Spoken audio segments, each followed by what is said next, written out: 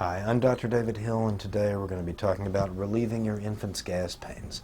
Now, infants cry for a lot of reasons. They might be hungry, wet, might need a diaper change, might need to be held, might need to suck. However, some infants seem to draw their legs up and really seem to be in discomfort. Now, infants are going to pass gas a lot anyway. That's what they do. They both swallow air when they feed, and the bacteria that are colonizing the intestines are going to digest whatever food is left over in there, and that's going to generate gas as well. So it's not unusual for infants to pass gas frequently and happily, and it probably does make them a little uncomfortable while they're going through it. Some babies seem to cry an awful lot.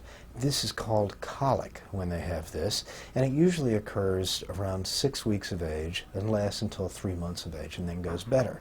These babies certainly do seem to be having abdominal pain, but nobody has really figured out what works to make that better. It's very frustrating for parents and for physicians. Babies who have colic also tend to cry at the same time every day, usually in the evening around 7, 8, 9, or 10 at night. They'll cry continually for 1, 2, or 3 hours, and they're often difficult, if not impossible, to console. We frequently try antacid medicines like ranitidine or Prevacid, and sometimes we also try simethicone drops. A popular brand is Malta.com. It's rare that either of these interventions really work. While some babies may have gastroesophageal reflux making them cry, it's rarely related to colic. We estimate 2 or 3% of the time.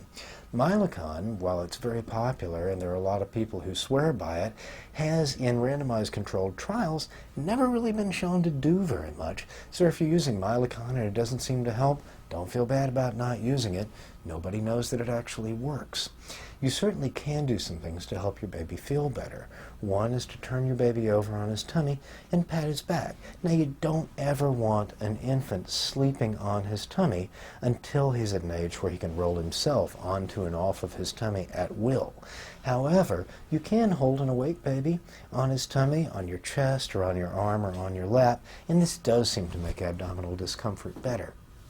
There are lots of different bottles and nipples that are marketed for gas. Unfortunately, the scientific literature is almost completely silent on whether any of these work.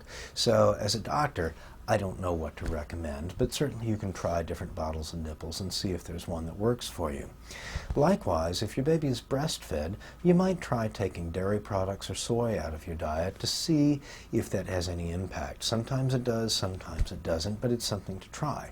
If your baby is formula fed, you might want to try a hypoallergenic formula, again to look for possible milk protein allergy. A couple of the best examples of these are Nutramigen, Pregestimil, and Alimentum, all of which have broken down milk protein.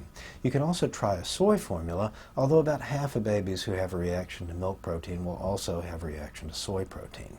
Talking about babies and gas, I'm Dr. David Hill.